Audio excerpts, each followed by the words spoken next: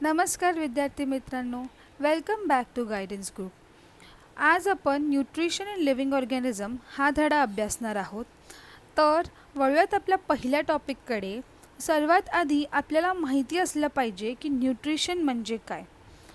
आपण वेगवेगळे food stuff म्हणजेच अन्नपदार्थ खात असतो आणि त्यामध्ये भरपूर सारे न्यूट्रियंट्स असतात, म्हणजेच पोषक द्रव्य असतात. आणि तेच पोषक द्रव्य आपली बॉडी ग्रोथसाठी किंवा वेगवेगळ्या कामासाठी वापरते आणि त्याच गोष्टीला आपण न्यूट्रिशन किंवा पोषण असं म्हणतो. आपण जे पण अन्नपदार्थ खातो त्यापासून आपल्याला भरपूर सारे पोषक द्रव्य हे मिळत असतात. आता nutrients are classified into two types. Macronutrients म्हणजेच बृहत पोषक आणि मायक्रोन्यूट्रियंट्स म्हणजे सूक्ष्म पोषक. आता मॅक्रोन्यूट्रियंट्स म्हणजे काय? ते न्यूट्रियंट्स जे आपल्या बॉडीला जास्त प्रमाणात लागतात त्यांना आपण मॅक्रोन्यूट्रियंट्स असं म्हणतो, आणि जे न्यूट्रियंट्स आपल्याला खूप कमी प्रमाणात लागतात त्यांना आपण मायक्रोन्यूट्रियंट्स असं म्हणतो. For example, nutrients like carbohydrates, protein आणि फॅट्स हे आपल्याला खूप जास्त प्रमाणात लागतात, म्हणून हे सगळे काय आहेत? मॅक्रोन्यूट्रियंट्स आहेत. आणि मिनरल्स, विटामिन्स हे आपल्याला अगदी कमी अमाऊंटमध्ये लागतात, म्हणून हे काय आहेत? मायक्रोन्यूट्रियंट्स. आता आपण बघूयात की पोषणाची गरज आपल्या शरीराला का लागते. Why do we need nutrition? तर इकडे 4 नीड्स आहेत. तो पहिला काय आहे? To supply energy required for doing work. म्हणजे जे पण आपण कार्य करतो त्याला लागणारी जी पण ऊर्जा आहे ही आपल्याला कोण पुरवतं? तर nutrition. Second, growth and development of the body, म्हणजेच शारीरिक वाढीसाठी आणि विकासासाठी आपल्याला न्यूट्रिशन हे अतिशय गरजेचं आहे. Third, to replace the damage cell and repair tissue, म्हणजेच आपल्या बॉडीमध्ये जे पण इजा झालेल्या पेशी आहेत ते काढून टाकणे व जी पण उती आहे खराब झालेली तिला रिपेअर करण्याचं काम हे न्यूट्रिशनपासून होतं. Fourth, which is very important to fight disease, म्हणजे आपली जी रोगप्रतिकारक शक्ती आहे ही नीट काम करत राहावं म्हणून आपल्याला न्यूट्रिशन हे लागतं. लिव्हिंग ऑर्गॅनिझम्समध्ये न्यूट्रिशन मिळवण्यासाठी 2 मोड्स असतात: autotrophic nutrition and heterotrophic nutrition. Autotrophic म्हणजे काय? स्वयंपोषण.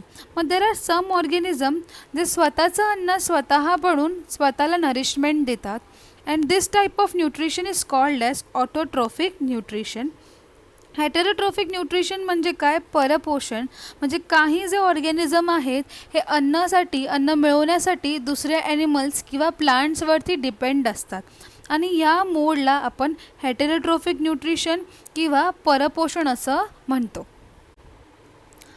आता आपण बघूयात ऑटोट्रोफिक प्लांट्स. म्हणजेच यात आपण शिकणार आहोत की प्लांट्स हे स्वयंपोषक कसे आहेत.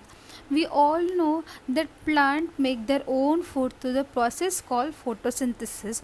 म्हणजेच जे पण वनस्पती आहेत हे स्वतःचं अन्न स्वतः बनवतात आणि त्या प्रक्रियेला आपण प्रकाश संश्लेषण असं म्हणतो. आता आपण बघूयात की प्लांट फोटोसिंथेसिस कसं परफॉर्म करतं. तर फोटोसिंथेसिस परफॉर्म करण्यासाठी प्लांटला 4 कंपोनेंट्स लागतात. तर फर्स्ट कंपोनेंट जो आहे तो आहे सनलाईट. तर सनलाईट हे सनपासून प्लांट मिळवतं. सेकंड आहे कार्बन डायऑक्साईड जे प्लांटला एअरपासून मिळतं. थर्ड आहे क्लोरोफिल जे प्लांटमध्ये असतं, म्हणजे प्लांटचे जे पण पानं आहेत किंवा जे पण ग्रीन पार्ट्स आहेत त्यामध्ये क्लोरोफिल हे मिळतं, आणि क्लोरोफिलला आपण हरितद्रव्य असं देखील म्हणतो. फोर्थ आहे वॉटर, मिनरल्स आणि सॉल्ट्स जे सॉईलपासून मिळतं आणि रूट्स ते प्लांटपर्यंत ट्रान्सपोर्ट करतं. तर हे 4 मेन कंपोनेंट आहेत ज्यामुळे फोटोसिंथेसिस प्लांट परफॉर्म करतं. तर जर आपण ही इक्वेशन बघितली तर ह्यामध्ये तुम्हाला कळेल की carbon dioxide plus water in the presence of sunlight and chlorophyll gives what? Glucose, म्हणजेच कार्बोहायड्रेट जे प्लांट ॲज अ न्यूट्रियंट वापरतं, आणि ऑक्सिजन जे प्लांट बाहेर इव्हॉल्व करून टाकतं. तर हे काही इक्वेशन आहे फोटोसिंथेसिसचं. बेसिकली फोटोसिंथेसिसमध्ये काय होत आहे तर प्लांट लाईट एनर्जीला केमिकल एनर्जीमध्ये कन्वर्ट करत आहे आणि ती chemical energy in the form of food ही स्वतःमध्ये स्टोअर करत आहेत. तर वॉटर, मिनरल्स, सॉल्ट हे ॲब्झॉर्ब कोण करतं आहे सॉईलपासून तर रूट्स, आणि ते लीफपर्यंत पोचवण्याचं काम कोण करतं आहे तर स्टेम. आता CO2 ही एअरमधून लीफच्या आतमध्ये कशी जाते तर लीफवरती छोटे छोटे मायक्रोस्कोपिक ओपनिंग असतात, त्याला आपण स्टोमाटा असं म्हणतो, आणि याच ओपनिंगमधून CO2 आतमध्ये येतं आणि O2 बाहेर जातं. म्हणजे जे पण गॅशियस एक्सचेंज आहे प्लांटमध्ये ते थ्रू स्टोमाटा हे होत असतं. तर आता सनलाईट हे कोण ॲब्झॉर्ब करतं तर क्लोरोप्लास्टमध्ये असणारं जे पण क्लोरोफिल आहे, म्हणजे जर तुम्ही हा डायग्राम बघाल तर हे जे आहे हे क्लोरोप्लास्ट आहे आणि ह्या क्लोरोप्लास्टच्या आतमध्ये आपल्याला क्लोरोफिल दिसतात. हे जे छोटे छोटे डिस्क लाईक शेप दिसत आहेत याच्या आतमध्ये क्लोरोफिल असतं.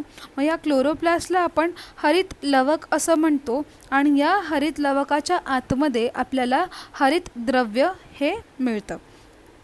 तर क्लोरोफिलचं काम काय आहे, क्लोरोफिल एक पिगमेंट आहे जे सनलाईट ॲब्झॉर्ब करतं, म्हणजे लाईट एनर्जी ॲब्झॉर्ब करायचं काम कोण करतं आहे प्लांटमध्ये तर क्लोरोफिल.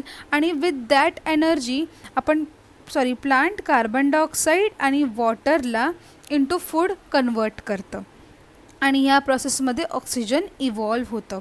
तर बिसाईड लीव्स जे पण पार्ट ग्रीन कलरचे आहेत, फॉर एक्झाम्पल स्टेम पण ग्रीन कलरचे असतात, त्यामध्ये पण क्लोरोफिल असतं, तर हे पार्ट्स पण फोटोसिंथेसिस करतात. तर ह्या प्रकारे प्लांट ऑटोट्रॉफिक आहेत आणि जेणेकरून फोटोसिंथेसिस ते करतात आणि स्वतःचं अन्न हे स्वतः बनवतात. आपला नेक्स्ट टॉपिक जो आहे तो आहे ट्रान्सपोर्ट सिस्टम इन प्लांट, म्हणजेच वनस्पतींमधील वाहन व्यवस्था. तर प्लांटच्या ट्रान्सपोर्ट सिस्टममध्ये 2 वाहिन्या आहेत. एक आहे जलवाहिनी म्हणजेच जायलम आणि एक आहे रसवाहिनी म्हणजेच फ्लुअम. तर जायलम काय करतं की रूट्स जे पण सॉईलमधून मिनरल्स आणि वॉटर ॲब्झॉर्ब करतं आहे ते सर्व पार्ट्सपर्यंत पोचवण्याचं काम कोण करतं आहे तर जायलम. आणि लीफमध्ये जे पण फूड बनतं आहे थ्रू द प्रोसेस फोटोसिंथेसिस हे सर्व पार्ट्सपर्यंत पोचवण्याचं काम कोण करतं आहे तर फ्लुअम. म्हणून जायलमला आपण जलवाहिनी असं म्हणतो आणि फ्लुअमला रसवाहिनी असं म्हणतो. आता आपल्याला समजलंच आहे की फोटोसिंथेसिस करून प्लांट्स कार्बोहायड्रेट बनवतात आणि हे कार्बोहायड्रेट कार्बन, हायड्रोजन आणि ऑक्सिजन या एलिमेंट्सपासून बनलेले आहेत. प्लांट्समध्ये अजून दुसरे देखील न्यूट्रिएंट्स असतात, फॉर एक्झाम्पल प्रोटीन्स. तर proteins are building block of living organism आणि हे प्रोटीन्स कार्बन, हायड्रोजन, ऑक्सिजन आणि नायट्रोजनपासून बनलेले असतात. आता इथे असा प्रश्न पडतो की प्लांट्स जे पण ॲटमॉस्फिरिक नायट्रोजन आहे ते युटिलाइज करू शकत नाही. मग प्लांट्समध्ये हे प्रोटीन्स हे कसे येतात, कारण की प्रोटीन्स हे नायट्रोजनपासून बनलेले आहेत. सो प्लांट्सला जर नायट्रोजन युटिलाइज करायचं असेल तर काही मायक्रो ऑर्गॅनिझम्स हे नायट्रोजन फिक्स करून देतात. फॉर एक्झाम्पल ते वेगळ्या कंपाऊंड्समध्ये कन्वर्ट करून देतात जेणेकरून प्लांट्स ते इझिली युटिलाइज करू शकतात आणि याच प्रोसेसला आपण बायोलॉजिकल फिक्सेशन असं म्हणतो. आता एक बॅक्टेरिया आहे रायझोबियम करून, हा रायझोबियम काही प्लांट्सच्या रूट्समध्ये असतो. तर हे जे राऊंड बॉल लाईक स्ट्रक्चर आहे त्याला नोड्यूल्स असं म्हणतात आणि या नोड्यूल्सच्या आतमध्ये हे रायझोबियम बॅक्टेरिया राहते आणि जे पण नायट्रोजन आहे, गॅशियस नायट्रोजन आहे, त्याला कन्वर्ट करते इंटू नायट्रेट्स जे easily plants as a nitrogen source वापरू शकतात. सो फ्री लिव्हिंग बॅक्टेरिया पण आहेत, मायक्रो ऑर्गॅनिझम्स आहेत जे आहेत अझोटोबॅक्टर. तर हे अझोटोबॅक्टर देखील सॉईलमध्ये प्रेझेंट असतात आणि ॲटमॉस्फिअरिक नायट्रोजनला नायट्रोजनचं जसं बायोलॉजिकल फिक्सेशन होतं तसंच ॲटमॉस्फिअरिक फिक्सेशन देखील होतं. जेव्हा पण लाइटनिंग प्रोसेस होते तर ह्यामध्ये नायट्रोजन ऑक्सिजनसोबत रिॲक्ट करतं आणि फॉर्म करतं नायट्रिक ऑक्साईड, आणि हे नायट्रिक ऑक्साईड परत एकदा ऑक्सिजनसोबत रिॲक्ट करतं नायट्रोजन डायऑक्साईड बनायला. आणि हे नायट्रोजन डायऑक्साईड रेन वॉटरमध्ये म्हणजेच H2O मध्ये डिझॉल्व्ह होतं to form nitric acid which is HNO3. आणि हे HNO3 थ्रू रेन वॉटर सॉईलमध्ये ॲब्झॉर्ब होतं. आणि हे जे नायट्रिक ॲसिड आहे हे वेगवेगळ्या मिनरल्ससोबत रिॲक्ट होऊन वेगवेगळे नायट्रेट सॉल्ट्स बनतात, आणि हेच nitrate salts plant as a nitrogen for their growth use करतात. आणि ह्यालाच आपण ॲटमॉस्फेरिक फिक्सेशन ऑफ नायट्रोजन असं म्हणतो.